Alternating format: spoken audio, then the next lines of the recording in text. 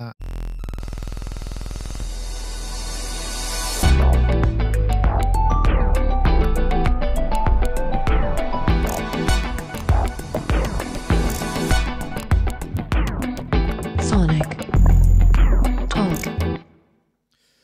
Hello, everybody. Welcome to a little Sonic Talk special. This has kind of come about rather swiftly and impromptuly because I've been talking to Rob Puricelli. He posted something on Facebook Live yesterday where he was looking at a Fairlight. He's got a Fairlight Series 2, Series 3 even. Am I right? Hey, Rob, how are you? Series 3. I'm very well, Nick. Rob Puricelli, who is, you may know as Failed Muso. He comments under that, and he's also got a blog. He runs the, or has run the Reason, is it the Reason songwriting competition for quite some time as well, right? Oh, well, that was a while ago. But those things still carry on without me. So I like to think that I inspired a generation. Excellent. And what's really interesting about this is you know, Fairlights, as we know, are very rare, and you seem to have one in your possession. So could you explain three? Why and how? What's that all about then? Are you a multimillionaire? Okay, so, no, I'm anything but. And I think you'll find that most Fairlight users are, well, apart from BT, who bought one from us a little while back.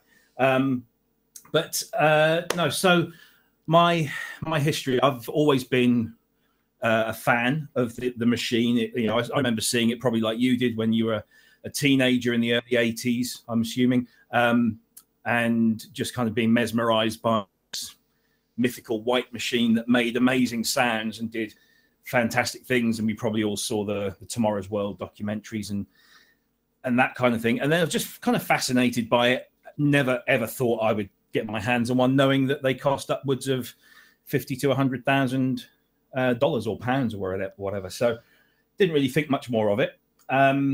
And of course, in this modern internet age, I managed to get in touch with other people who shared similar leanings. And completely by chance, one day, I get contacted by Peter Vogel, who's the inventor of the Fairlight, which it's like Mark Doty getting a phone call from Bob Moog. It had the same impact on me that he contacted me and said, would I like to help him work on the Fairlight CMI30A and the iOS app? To which I said, yes, very quickly. What do you want me to do? And he said, I'd like you to film some promos, do some text and blurb and kind of marketing stuff, because that's similar to the sort of thing I do for a day job. And so that's where that contact started. And then through that, I met a guy called Peter Wilk. And Peter is an English guy, but has lived in Australia for decades, worked at Fairlight from the get-go pretty much right up till the end. And when the end happened, Peter bought job lots of Fairlight components and parts and systems, half systems, knockdown prices, and has since made a reasonable living, I should say, out of restoring them and putting them back into the market. I got an email about 4 years ago, business, and comes through saying, Rob, I've got a Fairlight in Lincolnshire. Would you go and collect it, please? I'd really love if you could help me restore it. So again, I didn't need to think about it. I said, yes, fine. Went to pick it up from Peter's friend in Lincolnshire, who's a guy who's called Kent Brainerd, who did a lot of Series 3 work back in the day, lots of soundtracks and TV shows, was also a member of a band called, and I never get this right, it's not Dream Academy, because that's another band, Drum Theatre, I think they were called. Okay. Very minor band, very minor. But anyway, long story short, I go and pick it up, bring it home, and proceed with Peter's assistance from Sydney in Australia to start restoring it. So it was, you know, doing lots of investigative work, cleaning up. The machine was in a really sorry state. It had been stored at Chris Hughes' studio in Box, in its flight cases, but in one of the stone outhouses that Chris has there. So it had succumbed to probably 20 years of damp, very fusty smelling, but surprisingly, the bulk of it was in reasonably good condition. There was a little bit of corrosion here or there. So that's how I came to be in the possession of this. And it turns out it used to belong to Ian Stanley of Tears for Fears, so it has some nice provenance there. And when you flick through the discs that came with it, there was lots of references to Ian's work with Tears for Fears, Lloyd Cole, Bryan Adams, Propaganda, and a few others besides. Let's not forget Aha. Yeah. And Aha, yes. I don't think this one was used, because I think Aha was a little bit later. But certainly, when I looked at the discs, and there was Bad Man's Song, which is off the Seeds of Love album, which was where Ian and Tears for Fears parted company. So it's kind of a rare thing to have, I guess. But yeah, there's lots of other stuff there. But unfortunately, all on 8-inch floppies and no functioning floppy drive to test them. So they're in storage. Ouch. Yeah, and also, I mean, I can't imagine. I mean, floppies don't last at the best of times. I mean, you know, it's bad enough with magnetic tape. I don't know what floppies. I mean, I've got a load of old floppies, but I haven't got anything to test them with either. But I can't imagine they probably work. And that sort of dreadful noise they make now, we're sort of thinking something must be broken. Yeah, we haven't even bothered trying, to be honest, which is a shame, because, you know, there's a little kind of gold mine. And if you are a fan of, you know, Tears for Fears or the like, then it would probably throw up some gems. And we've also got the original Winchester hard drive that was in here as well, which, you know, literally weighs a ton and is about a foot by a foot square, and it's about 960 megabytes, which was vast back in the day. Yeah, that's huge. So yeah, again, corroded, looks reasonable, but we haven't dared power it up, and we probably won't yield anything from that anyway, which is a shame. But yeah, so it was kind of looking worse for wear and a bit sorry for itself. So it's gone through an extensive cleanup. So is that something that you've done is that something you've done yourself then? I mean, is that, or has it sort of farmed out various aspects of that to you, or to other people? No, virtually everything has been assembled and cleaned and, you know, pulled out and reset here. The only assistance I get is from Peter. I say the only assistance. He's absolutely brilliant. He's based in Sydney, and he has a stockpile of all of this stuff. And he'll grab, you know, cards from old machines and repair them and rework them. He builds new components. So, for example, the maximum memory on this was 14 megabytes in the day. We now have a 32 megabyte card that goes in there that uses regular modern day memory. So it adapts modern day memory into a card. And that's something that Peter's put together. So what Peter does is he sends me the components that I can't do here. And literally, you know, because the Fairlight's a fairly modular thing, it just, you know, you swap an old card out, put a new card in. I've just had this vision, like it's like you see in blockbuster movies where you get this, it's remote control bomb disposal, where you get a complete sort of novice say, which wire do I cut, which wire do I cut? And then Peter's on Skype kind of going, yes, it's that one, no, oh God, you know.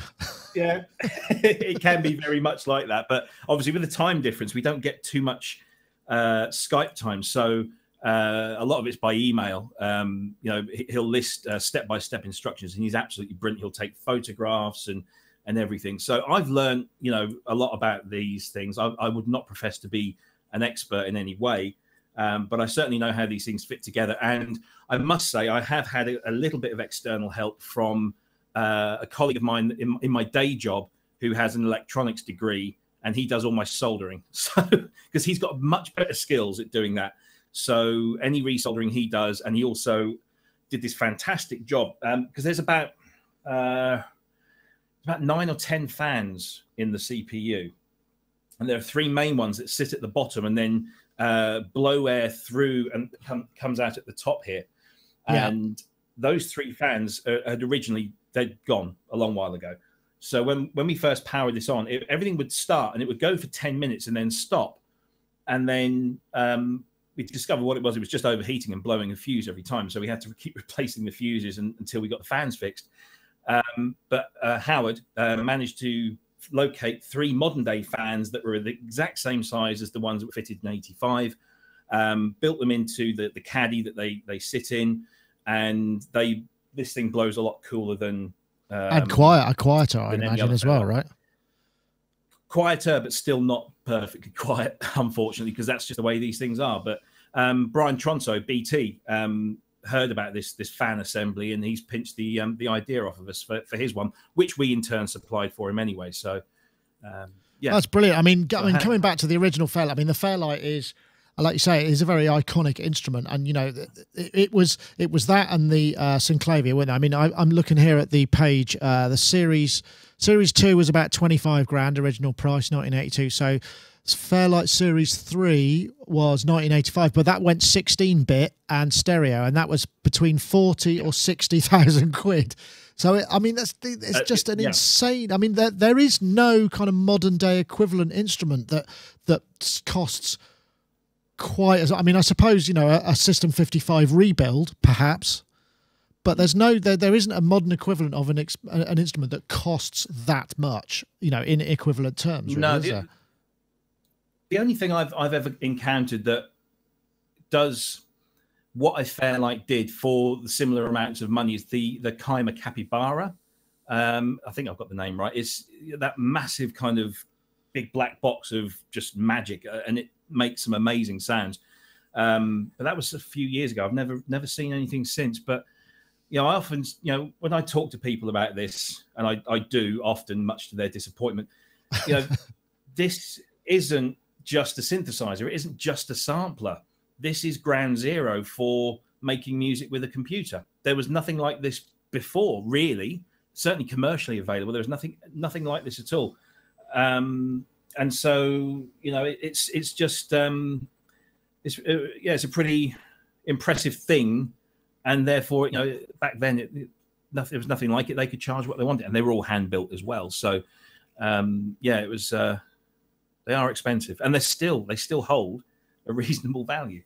Yeah, I was just looking also at the webpage and just looking at, apparently this had dual Motorola 6809 CPUs, which ran at a whopping 40 megahertz, and where obviously we're now up to kind of gigahertz speed CPU. So I mean, what they managed to squeeze out of this thing is also pretty surprising, isn't it? I mean, I guess the code must have been very efficient to be able to do this. I mean, even though it looks like a whole box, you know, big box of tricks, right? Yeah, it's a very small footprint. I mean, we're talking less than 100K for the operating system, I believe. It's Crikey. so minuscule in its footprint. And like you say, there were the two core processors, 6809s, and then every voice card has its own processor as well. So I think there was the 6800s. So, you know, you've got this multi kind of processor environment, and everything's doing a job, and that's why these things get so hot. And especially if you had the old memory in here as well, the old style memory used to get really, really hot, and used to have like a megabyte card or a 2 megabyte card, and it would just the heat would be insane from the processing and the memory power. So are they actually kind of, you know, in the same way that the CS80 is legendary for if you move it stops working? Is the Fairlight similar, or is it built to higher tolerances? Because people used to tour them and stuff, didn't they? Yeah, to be honest, they are built like brick outhouses. You know, that it's, you know, solid metal construction. There's no plastic in here at all, apart from, you know, the keys and the buttons. But you know, as far as the mainframe is concerned, it's a metal. You see the black outline there is metal, solid metal bars, and then each panel is solid sheet steel, I think. You got a front panel on the back, and then everything at the back is, you know, each output card is. Let me show you something here. Similar. So everything is just fashioned out of the highest quality materials. You know, you know. So this is a blanking plate from the back. Just bring that. Yeah. It's just solid metal. So each of those output cards are constructed that, you know, they are. I would not move this without a lot of care, but I would say that you could probably, you know, stick it in the flight case and it would be okay when it gets to the other end. You might need to reseat a couple of the cards, but again, you know, that's not a difficult thing to do, because you just drop the front panel down and there you go, it's there. So I think for its time it was pretty sturdy. I think by today's standards, no, definitely not. Yeah, it's interesting. So I'm guessing, you know, the thing is, you obviously got this. I mean, you presume get this machine. Is it loaded? How do you handle the actual sounds and the storage and stuff? Because obviously you're not using those massive old hard drives. I mean, what is it that you're now using for that? Okay, so originally, and up until very recently, we were using just regular 3.5-inch Scuzzy hard drives. So, you know, the similar sort of thing that you would get in a computer, but obviously the Scuzzy versions with a Scuzzy adapter, because the Series 3 used Scuzzy, an early version of it anyway. So it was very simple to use those in there. So we had a 1 gigabyte, not 1 gigabyte, yeah, 1 terabyte even, 3.5-inch Scuzzy just sitting in there. I think it was a Seagate or something.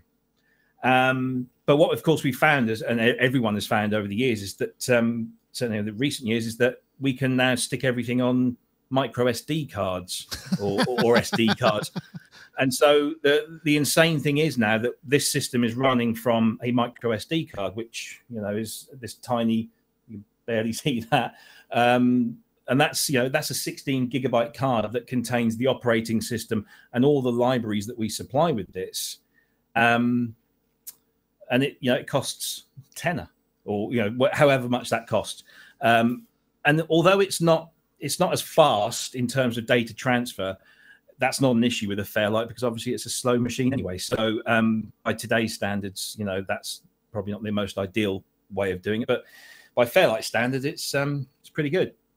And of Okay, course, so that's what replaces the. Oh yeah, I've got a picture of that here as well. This is the kind of like they use these in Akai samplers and stuff that used to have floppies, didn't they? Yeah. You could just stick an SD card in. It's a Scuzzy adapter. You get these from, who's it?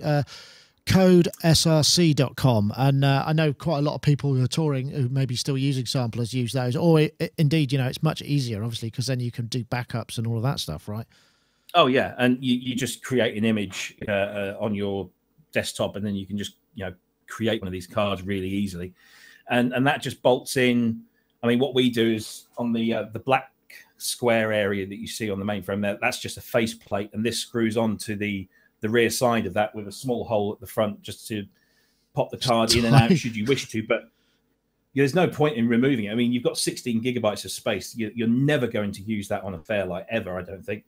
And yeah, these have a little USB port on there as well, so you can go in and you can run a configuration tool to set them exactly how you want them. They cost 100 Australian dollars, so that's about 60 UK pounds, and wow. And that's it. So that entire cavity there that used to house all this heavy, expensive, and noisy heat generating equipment is now just a big empty space. Somewhere where you can put your lunch, or, you know, maybe yeah, maybe an 80s or a gear. Body. Yeah. So we have to, you know, one of the things that we've set up here is the ability to hear it, because this is fully functioning now. I mean, it's fair to say that this is functioning. You're kind of awaiting for a final buyer to turn up and do the deal. But so you've been been enjoying the fruits of your labour, right? But only briefly, really, because it has been a long process, unfortunately, because of the distance involved and the availability of certain components. The biggest problem we had was the actual piano keyboard, and the mechanism on that had taken the brunt of corrosion and was very corroded across the hinge mechanism. And we tried all sorts. You know, we literally stripped it back to all the components, cleaned it, oiled it, fitted it back together, replaced every single spring, replaced every single rubber, key return rubber, straightened all the metal work, put it all back together, and everything seemed to work for about 10 minutes. And then after a while, it kind of settled and said, no. And so lots of keys started sticking again. So what we've actually done, so that we can get this into the hands of our prospective customers, we've actually fitted a Series 2 keyboard mechanism, which under the hood is exactly the same in terms of the electronics, but the mechanism and the actual keys are slightly older. So the old Fairlight Series 2 had this kind of rounded edge front to the keys, and the Series 3 has the more kind of traditional kind of lipped edge to them. Right. So other than that, it's the same kind of thing, but it all works.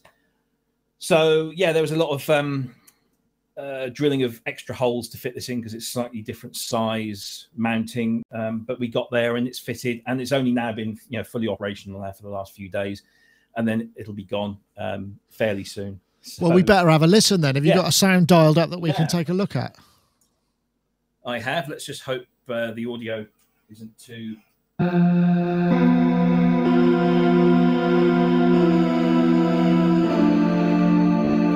So of course that's the very famous R sound or Syrah, depending on which version of the library you went for. Because the Fairlight library is very organic. It was not like it is today. Basically, Fairlight supplied you with a factory set of sounds, and then for example, Thomas Dolby would get hold of that and create some stuff, and then he'd send that into Sydney, and they'd add that to the library, and then send that out with the next batch, and so it was very organic, and nothing was ever properly catalogued. But this voice is it's kind of I can't play it, but you recognise that from Tears for Fears, Shout, and also Art of Noise. There's Moments in Love. It's all over that. It's this wonderful ethereal kind of pad sound, and it was recorded in 1981. And it's a lady called Sarah Cohen. She provided the original root note, and then that was stretched across the entire keyboard, like that. And and then that became known as ARR or R, and then Sarah, SARARR, and then sometimes it's called Sarah, but it all depends on the version that you get. We're looking at the screen now. Is that a list of the kind of library of what's on the entire SD, or is there kind of a bunch of different sort of directory structures and what have you there? Yeah, it's a pretty standard directory structure. So let me just close that down. So when you boot up, you get the directory page. You have a list here that you can see of all the folders.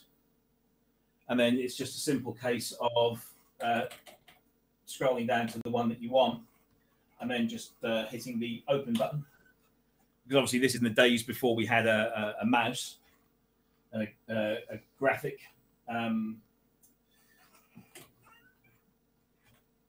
interface. And it takes a little while to load, but not as takes a little while to load, but not as long as it used to. Is that the progress bar across the top? Oh, there we go. Right, I see the it. top left-hand corner, just there when it flashes, that's telling you that it's accessing the drive. And then, you've got basically, as you can see, I don't know if you can see on your screen, you've got 11 pages in this particular directory, and it really is a case of just use the keys to scroll across and find the sound that you want. You can, if you want, use the pen on the tablet. As you see, there's a kind of a crosshairs there, and then you can go and click on that, and then come down here and click on the load button. For me, it's just easy using the keys. I can imagine. I think we all recognise this, which is the the classic, I think I guess you had to be alive at the time to know that was used on everything, and Is that Stravinsky? It is Stravinsky's Firebird. And the story behind that sample, this is from Peter Vogel himself. Peter Vogel went to see David Vorhaus and was showing him the CMI. And David said, well, how does this sampling work? And so Peter said, well, you take an audio input into the back here, you feed some audio in, and then the system processes it and maps it out across the keyboard, because at the time you could only sample a very short amount and only one sample, and that was then stretched across the entire keyboard. So, and this is the gospel truth. Peter goes to a record box. He pulls out a record. He didn't choose it. He just pulls out Stravinsky's Firebird Suite, puts it on side 2, I think it was, and puts the needle on the record, and presses sample. And the first thing he hears is that opening chord. And if you listen to, you'll hear it in there. And it was this. And when it cuts off, that's the end of the sample time.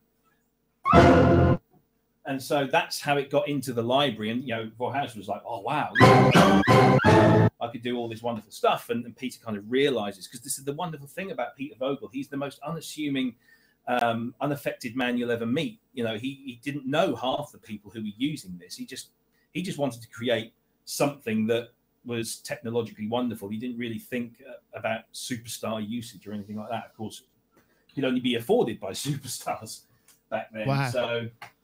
So yeah, okay, we need a sort of greatest hits now, Robbie, because I'm interested in. I'm going to want to test my musical knowledge and see if we can recognise any of these samples, right? Okay, so there's a couple more in this, because these are all Series 2X samples. So the Series 3 could read all the Series 2 stuff as well.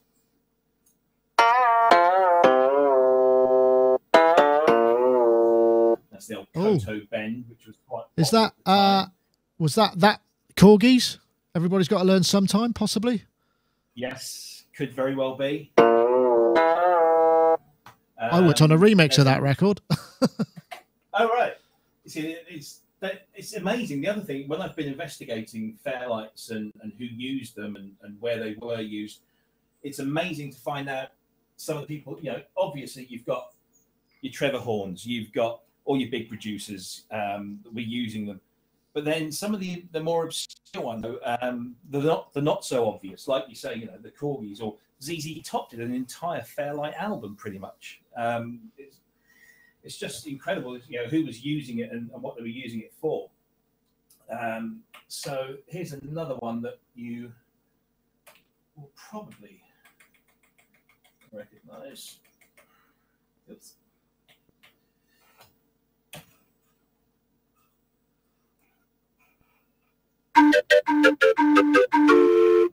Which is the Swanee whistle. Very, very suited to short samples. Yes. Thomas Dolby used that a lot. China Crisis, King the Catholic style. I don't know the exact notes, but it was kind of something like that. So yeah, there's obviously all of those kind of famous sounds. The dog bark is in there, the first ever thing that was digitally sampled. So that we've also got lots of other libraries in here that we've accumulated legitimately, of course, from various places. So we've got some of Hans Zimmer's stuff in here. We've got JJ Zalek, Peter Gabriel, Pet Shop Boys, some stuff from Lilliard. So that's Mel Wesson and his stuff. Roger Bolton, I think we have some stuff in there as well. So yeah, let's see. JJ Zalek always throws up some very recognisable stuff. He was a very well recognised Fairlight programmer, wasn't he? I mean, he was also part of Art of Noise. Is that right? Yes, yeah. So he originally used to work for Trevor as part of his production team, and JJ, along with Gary Langan and Ann Dudley and Trevor, worked originally on the Duck Rock album. Malcolm McLaren's Duck Rock. Right. That then spawned them. That got them into the Fairlight. That then spawned some production work with Yes for 90125. So Trevor brought those guys in to help him with that. And it was some of the outtakes from the Yes sessions, particularly Alan White's drum sounds, that Trevor used to say, if he didn't like something, he would demand that it was just cut up and thrown away. But JJ wasn't like that. JJ took it, fed it into a Fairlight, started messing around with it, and that's how you got the classic Fairlight, the classic Art of Noise drum sound, that very kind of gated sound, because that's Alan White's drums from Yes sampled and just mangled a little bit within the Fairlight. So I think probably the most recognisable JJ sample, and there are many. Dum dum dum dum dum dum dum dum dum dum. Another classic Art of Noise there, right? Exactly, yeah. And there's just, I mean, I'd love to go. I still haven't been through all of this stuff myself, because there is so much here. But there's stuff that's just very simple things like vocal samples. And then, you know, there's guitar loops in here as well.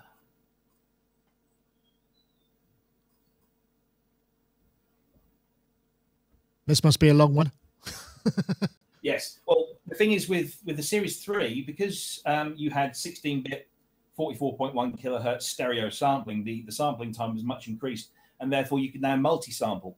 With the Fairlight 2, it was a single sample and stretched. And the reason why the Fairlight 2's samples don't sound overstretched, I mean, they do have that about them, but it's the actual processing within the Fairlight that compensates for all the aliasing and the artifacts that you get when you do that, and it reprocesses the sample through the voice cards, which is why the voice cards have their own processors.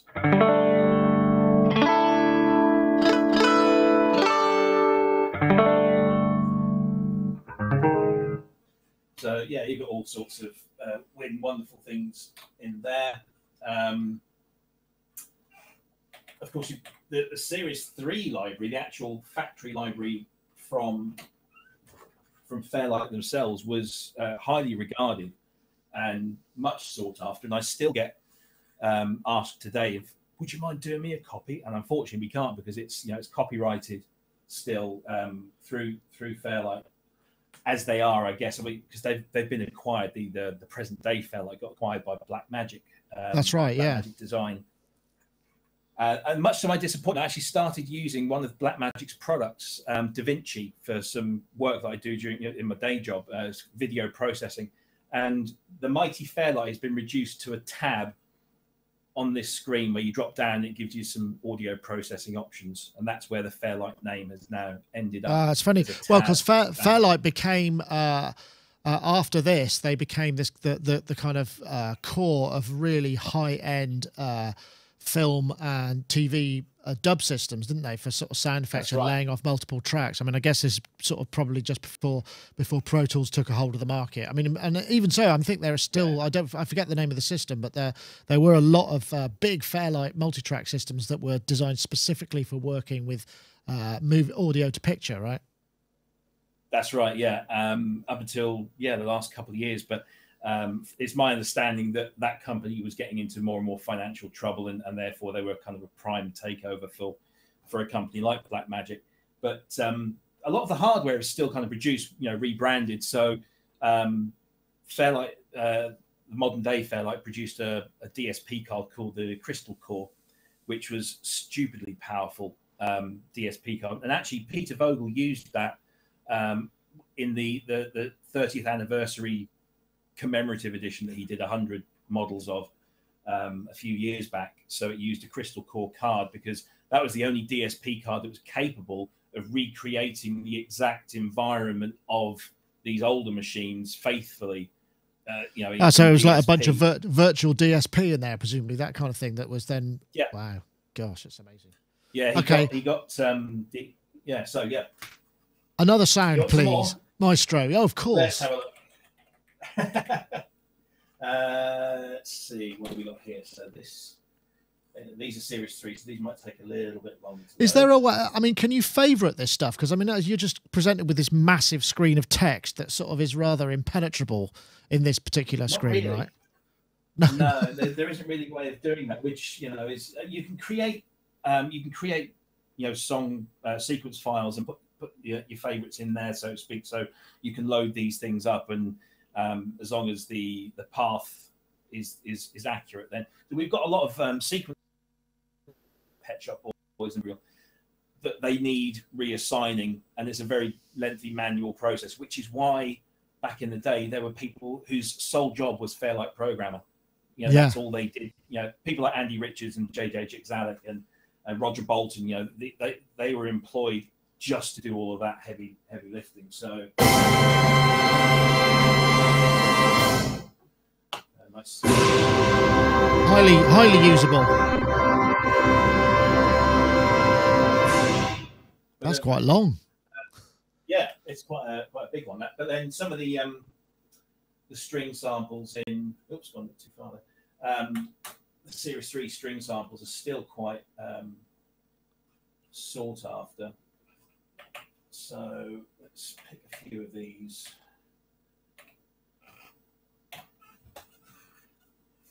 So how many multi-samples can you get in a kind of sound set? You know, how many key zones can you actually achieve in this? I mean, you know, I'm just thinking in terms of what we expect today, where you end up multiple, not only do you get key splits, but you get velocity layers and stuff. I mean, how deep can you go with that? Not massively deep. Yeah, you can get, I mean, I've got samples on here that are probably sampled at every minor third across the entire keyboard, maybe. So you probably get maybe 10 to 12 multi-samples in a voice. I'm not sure if you can go higher than that. And certainly when it comes to velocities, you know, you can have a number of velocities, but you're still fairly restricted because even with this is running 32 megabytes of RAM. So yeah, it's you're not going to much, hit is that it? ceiling really, really quick. Yeah.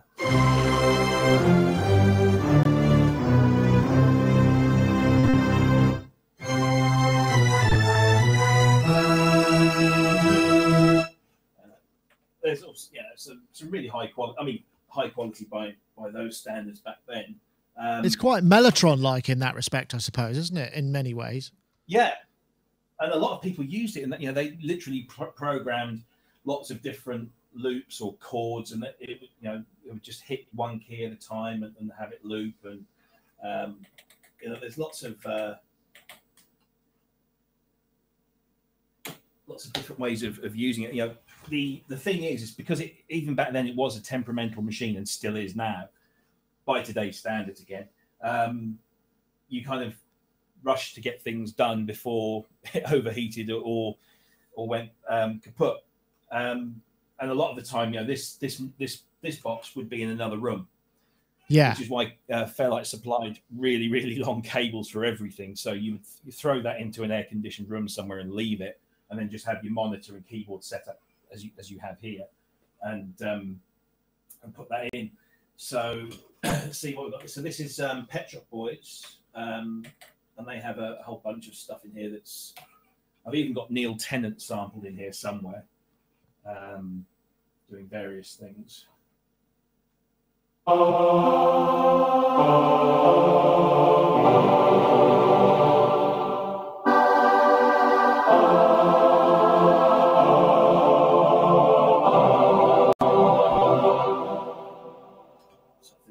That's a fairly familiar.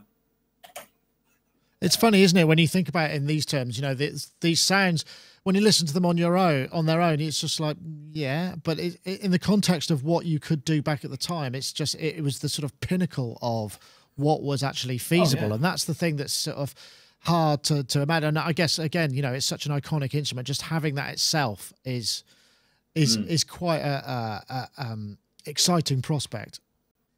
Yeah, and I mean, what still attracts me to this, because you know, when I do my music, which isn't very often, but I do it all in a single box.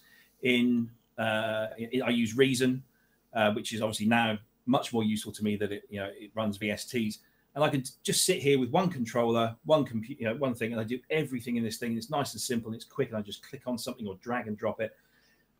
But it still doesn't quite have the character of something like this. And a lot of people will say, you know, my late friend Steve Howell would often say to me, why the hell would you want a Fairlight when you can do that on an iPhone nowadays? And it's true, you can, but the character of the sound isn't the same.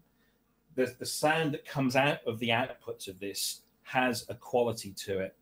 You know, it's like anything, you know, it has a mixing desk. A Neve has a certain quality that an SSL doesn't, and vice versa. And it's much the same with this. And also, it's probably more so with the 2X because of its limited capability. The Series 3 was obviously much more advanced, and the samples are 16 bits, so you don't get the crunchy character that you would normally get. But there is nothing really quite like this. It's why they're still very much sought after, and it's an icon more than anything. You know, it's an icon visually, stylistically, culturally, musically. It still holds that mystique. You know, these are the Pet Shop Boys strings, which they use pretty much on everything.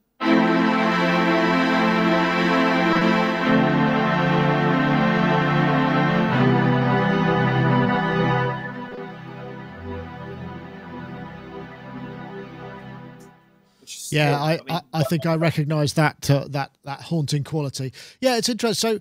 So, I suppose the thing is also, I mean, you know, legendarily difficult to use. I mean, how are your chops coming on in Fairlight OS now you've actually had the opportunity to spend some time with them? Still badly. I was looking at, so for example, let's call up. So I think everyone, if you talk to somebody about Fairlight and say, oh yeah, that's the machine you could draw the waveforms on, which was pretty much a 2x thing. You can, of course, do something fairly similar on here, but they cleaned it up a little bit. So this allows you to see waveforms in a three-dimensional manner. That's like FFT, right? Yeah, that's the FFT. So you can then take this and you can draw your own points on there. You can draw waveforms and then have it calculate the difference between the start and the end waveform. You can apply effects in here. You've got flanges, reverbs, chorus effects that are built into the software. This is where I really start to say, I haven't even had a chance to learn this. So it. I also imagine, you know, you do that. How long does it actually take then for it to process the results of your drawing? It must be quite a considerable amount of time given the speed of the processor. Yeah, I was messing around the other day with just drawing some points on there and having it work out the process, and it kind of slices everything up. It took between 30 seconds and a minute to process the work that I'd done. Right. And yeah, like you say, you know, by today's standards, you know, it's like click. Why isn't it done yet? And there it is. Whereas back then, you know, a minute to do this was nothing, you know, because they'd never been able to do it before. So yeah, absolutely. Do it, overrode that fact. So I've just got to wipe that there. And the other thing is that it's not an intuitive, certainly not for me anyway, it's not an intuitive operating system, because it is all key presses, and you know, you get so used, you really do have to unlearn a heck of a lot from what you're doing with a regular DAW when you come to this, because you know, most of it is key presses, and you have to work out, you know, the combinations and the key codes. So things like, you know, sys-r, which is my kind of get out clause for everything, is it's, you know, does a system reset and gets rid of all the voices out of memory so I can start doing something again. And it's all those key codes and those shortcuts. Yeah. It's funny, isn't it? I mean, it's kind of like massive. You really have to kind of figure. Have you got any more sounds that we might recognise that we could perhaps have a listen to, if you can get out of the mode that you're in? Let's see. So then it's back to listing the hard. It's interesting, isn't it? I mean, there's just such an ecosystem around this, and like you say, there are all these people who are sort of employed as Fairlight specialists, because I'd imagine most creative artists are not necessarily going to want to sit down in front of this, because it's a bit like operating some Space 1999 technology, really. I think if you look at those that did spend the time, people like your Thomas Dolby's, who invested massively in learning this system, because he was a one-man band essentially, and he spent a massive amount of time learning this and becoming an expert on it. But then you look at the volume of his output, as significant as it is, he's not incredibly prolific. You know, he didn't have time. Yeah, and you have to think, was that the reason? Because then you get other people like Pet Shop Boys, who would employ people like Blue Weaver, who obviously played with the Bee Gees and others. People like Pete Gleedle, who would do all of this stuff for them. So if you actually go on YouTube, you find that clip of the Pet Shop Boys on, what was it? Old Grey Whistle Test. Their debut, their UK debut in the Old Grey Whistle Test. And they've got this bank of TV monitors, all with the Series 2 screens, you know, the green on black screens. And they're kind of, Chris and Neil are, you know, playing Opportunities, I think, and maybe Later Tonight. And they, you know, it all looks so effortless. But behind all of those screens, Blue, this exceptional programmer and musician, is running around like a mad thing, making sure that everything's synced up in time and working, and they've got a redundancy system ready to kick in if that goes down. And so, you know, behind the scenes, there's a guy sweating his doodahs off, trying to make it work. That's really interesting, isn't it? Yeah. Yeah. So that's, you know, that's I think that's. It's funny. I mean, studio owners must have loved it when people came in with Fairlights, because you would have spent, you know, I mean, you charged by the hour then, didn't you? So, you know, you just go in and there'd be somebody probably trying to find how to do something for a couple of hours. That's, you know, another couple of £100 on the bill just because they're trying to figure out how it works. And a lot of the studios, the big studios, would buy one and stick it in there and employ somebody to manage it, and then sell that as a studio add-on. You know, come and record with us. We have a Fairlight. You can hire the programmer for, you know, however many pounds a day. It was a selling point. It was like, you know, nowadays you would sell a studio on the type of desk that it has, or the type of room, or the type of, you know, Pro Tools version that you might have. Back then it was, hey, we've got a Fairlight, come and see us, and we'll do that stuff for you. So let's see what we got here. Heartbeats, beats. Which obviously is Pet Shop Boys from Heart. Heartbeats. So you got these little gems that kind of pop up every now and again. You go, oh, here's that. We've also got, this one you'll definitely recognize. Let's close this off. And again, I'm really conscious that it takes me ages to. No, it's. I mean, I think this is something, you know, but this was even considered. I mean, this is presumably faster because we're not loading off drive or floppy, God forbid, right? Exactly. Yeah. So this is much faster than it was, and quieter because you don't have that chugging sound of the disk drives trying to load each of the samples up. So you have stuff like this. Best of budget. Sure.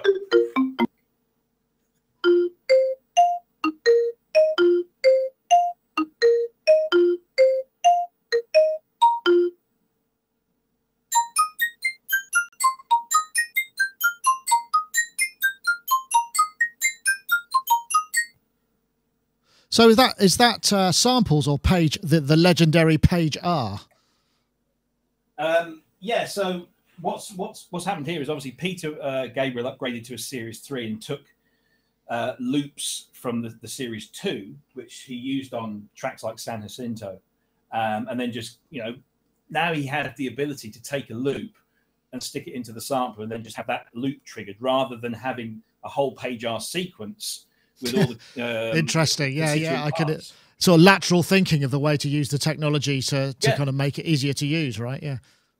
Exactly. So eventually you'd have that.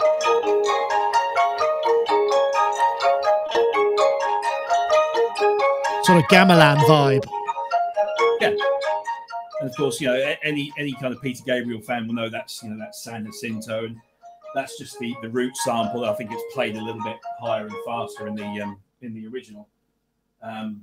So yeah, and you've got, you know, all that kind of stuff in there as well. And some of the other stuff that's in is quite interesting. Is this concept that was prevalent at the time, but is virtually unheard of now, where samplers were sampling samples and samplers.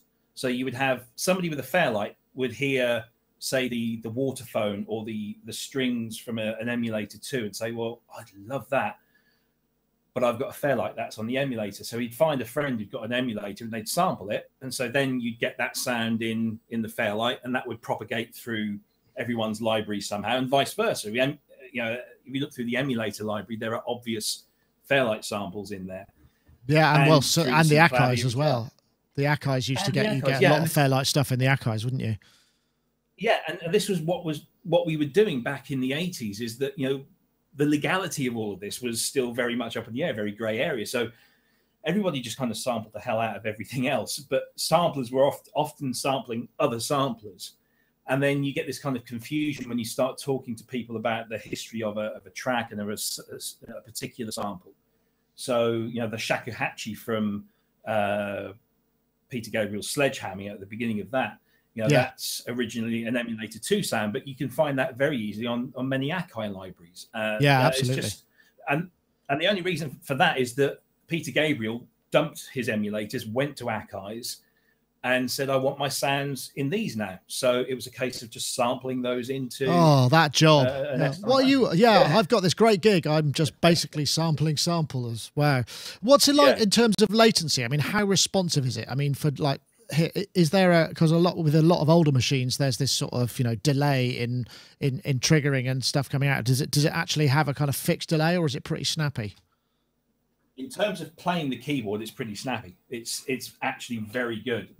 I've not noticed any delay. The only kind of delays and lengthy experiences you get with one of these is when you're loading, you know, when you're doing disk access stuff and loading sounds into memory. But once they're in the memory, it's pretty good. And I've hooked this up to Reason and had a sequence playing in Reason triggering this.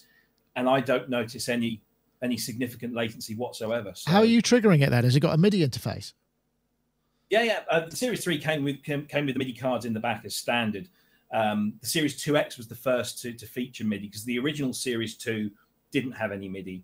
The 2X and the X denotes the addition of the MIDI interface at the back. And then the Series 3 came with, this has got 3 ins, 3 outs.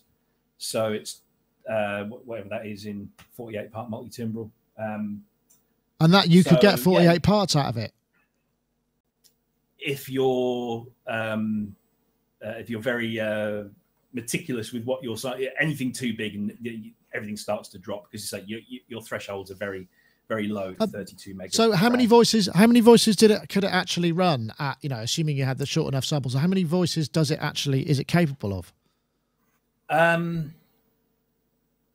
Do you know, I don't know the exact polyphony. You can put in, let's see, let me just go to sound. So I think at the moment you're looking at 16-note polyphony. Right. Per voice, per voice within an instrument, because you've got, as you can see on the screen, you've got this is your sound configuration page. So the way that the structure works on a Fairlight is that you have a voice, and then you have an instrument that contains multiple voices. So you can have,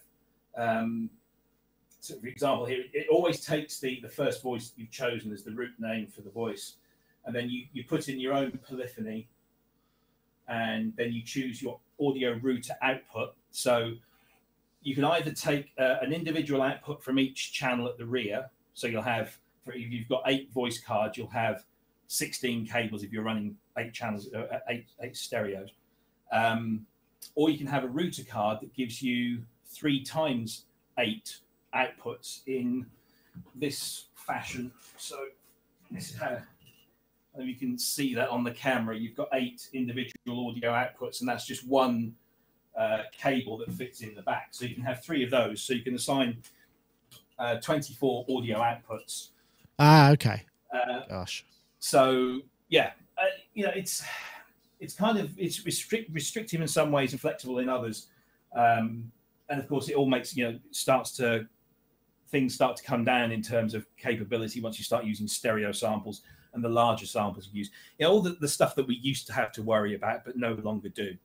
You know, yeah. You know, this is, you know, the samples in here were, you know, meticulously sampled, so they're as small as they needed to be to sound good.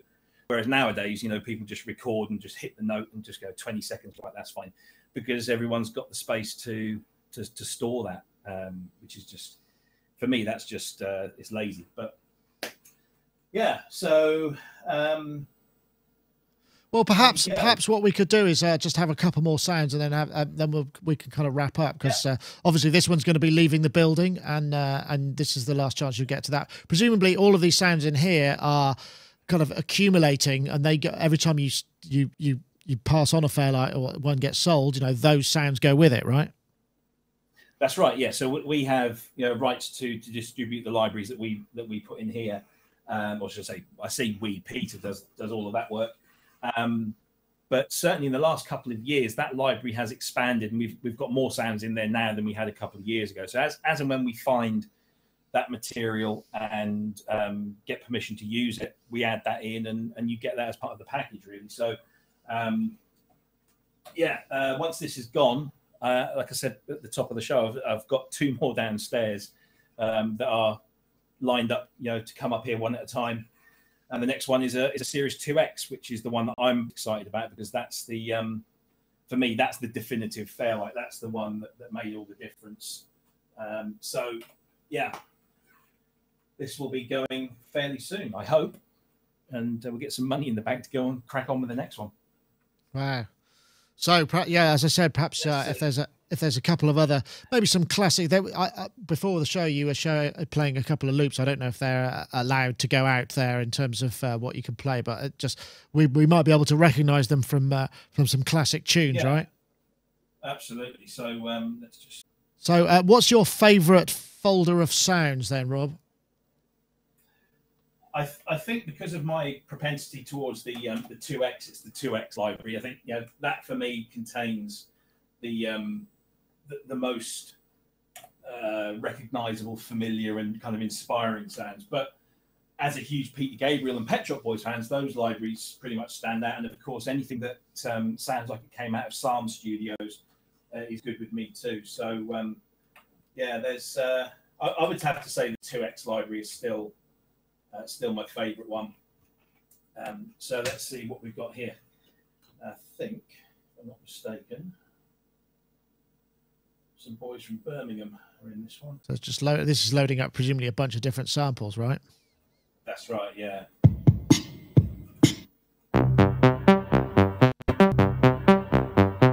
Isn't that Vangelis? Yeah, John Vangelis, that one. And then we've got Please tell me now. Please tell me, please. The Reflex. Is that View to a Kill? That's View to a Kill, that one, isn't it? Oh, you're right. But again, this is. I say the original loop for that was designed by Nick Rhodes on a 2X, and then using the power of the Series 3, they could actually create an actual single key loop.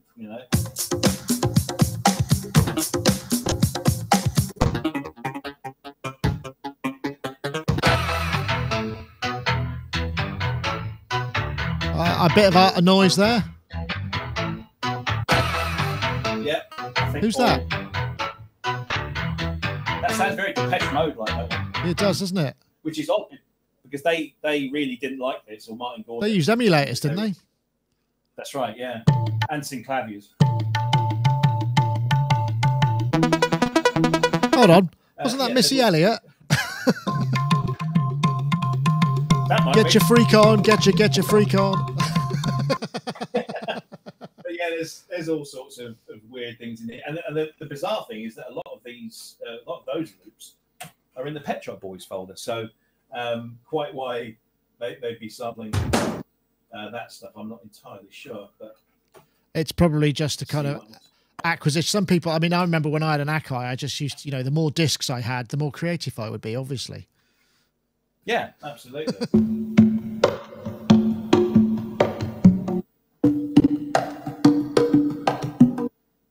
Well, that could be anything. I mean, that's almost... Yeah.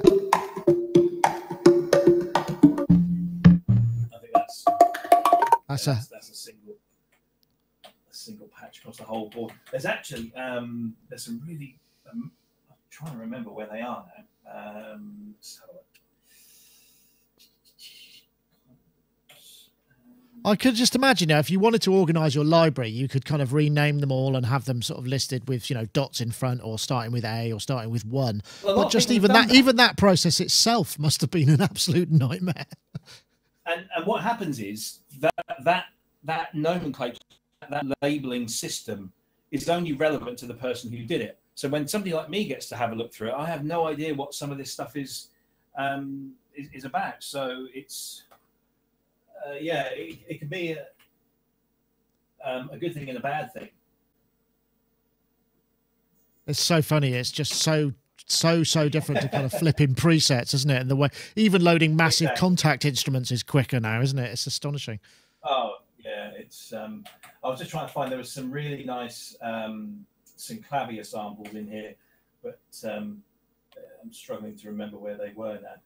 But yeah, I mean, there's all sorts of gems in here. And I still go through this. Even the other day, I was going through this and finding sounds. Oh, that's from such and such a place. So yeah, it's in itself, it can be a really interesting experience. It's like sort of digital archaeology. Yeah, it very much is. I would really love to sit down and go through every single one and kind of map it out.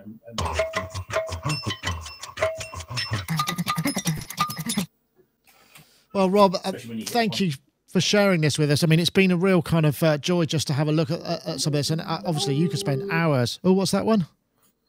What was that? Ah, the shakuhachi. That's the shakuhachi. Could be the very same thing. I play that. Almost certainly, yeah. Or fifth generation. So what happens now? So you know, so now the next one moves upstairs. I mean, are you kind of the sole restorer of this kind of stuff, or are there teams of people kind of feeding these out into the eager hands of people who've got the cash? There are, yeah. There are a handful of people around the world that are doing this sort of thing. So Peter, the most popular ones because of his association with Fairlight in the past. So he has, you know, boxes full of components and is able to pretty much kind of put his hand on anything, should anything, you know, anyone want something. There's a guy called Jean-Bernard Imond, who is in France, who does a lot of this. He really does a heck of a lot of stuff. Fairlights, emulators, synclaviers. He works with Jean-Michel Jarre on a lot of his old collection as well. So if you watch a lot of, you know, Native Instruments did the whole thing with Jean-Michel a little while back, and he talked about the Fairlight. That's, if you look at the screen of the Fairlight, it's actually got MU Studio, which is Jean-Bernard's thing in there. So there's him. There's Andre in America, who's currently working with BT on a project with his Fairlight. So there's not many. And I'm at the bottom of that ladder. You know, I just do what I'm told. Whereas people like Jean Bernard and people like Peter and Andre, you know, they go down to component level and they solder stuff and program stuff and write bits of code. And, you know, Jean Bernard came up with the original SD card converter, which you can use in a Fairlight, you can use in an emulator, and anything else that kind of used to use ancient floppy drives. So there's not many people about that do this as a service. There are some people that do this just for themselves and for their own benefit, but there's very few. And there's not many of these machines kind of around anymore. I mean, they never built that many originally. There's only a few hundred of all series. So Series 1, Series 2, and the variants of that, and the Series 3. There are only a few hundred ever built. So they kind of get, when one dies and goes to Fairlight heaven, we do a transplant and move bits around. You know, there's some bits in here that came out of the Series 3 that I've got in the garage. You know, I needed parts for. But there's also a small kind of cottage industry of manufacturers or individuals that do little limited runs. So, for example, you know, these SD card drives, the door hinges. Okay, so on the front panel of this, you've got the door that comes down, which reveals all the cards inside. The little plastic hinges are incredibly brittle, certainly after 30 years, and are usually the first thing they'll ever break. And we were running out, literally, in the world. We couldn't find any old Fairlights that were willing to give up their hinges. So again, Jean Bernard in France went and got some 3D printed, such as technology nowadays that we can do that. Excellent. So excellent. We now have a consistent supply of one of the most fragile pieces that we can just, you know, call upon and get for a few pence each, and there you go. So, and you know, things that Peter does with these drives to replace old systems drives, and you know, it's getting to the point now, like with most old things, that you can replace some things because they're just not made anymore. So you have to either hand fashion them or cannibalize them, and eventually you're going to reach a point where you haven't got anything left to cannibalize, then eventually they'll all kind of die out, which is a shame. But this is what we try and do. We try and keep them going for at least a few more years yet. Brilliant. Robbie, thank you so much for sharing this with you, with us. It's been a real pleasure, and for playing us some sounds. And it sounds like, you know, you've also got plenty of time to continue to enjoy exploring those libraries yourself. Where would people, if somebody's thinking, you know what, I fancy one of those, and they've got the cash, what do they do? Because there's someone they can contact. Who are you going to call? Who you call? Well, they can contact me, and I can put them in touch with Peter in Sydney. Or if they're, you know, depending on where they're located, I can probably put them in touch with the right person, either in North America or Europe or in Asia, Australia, that kind of neck of the woods. So yeah, you can get in touch with me, or you can go to there's a Fairlight CMI Facebook page, which is kind of an unofficial thing, but it's operated by, you know, some of us. I don't have anything to do with the operation, but I'm certainly a member there. There's also a Yahoo group. Do you remember those Yahoo Mail groups? It's still fairly active over there. So right. Yeah, all I would say is, if you are looking to buy one of these, be wary of going to places like eBay, because you're never going to be sure of the condition of that if you're buying online. I would always recommend going to see it and play with it first. Have deep pockets, not only for the purchase of the machine, but also for potential upkeep costs.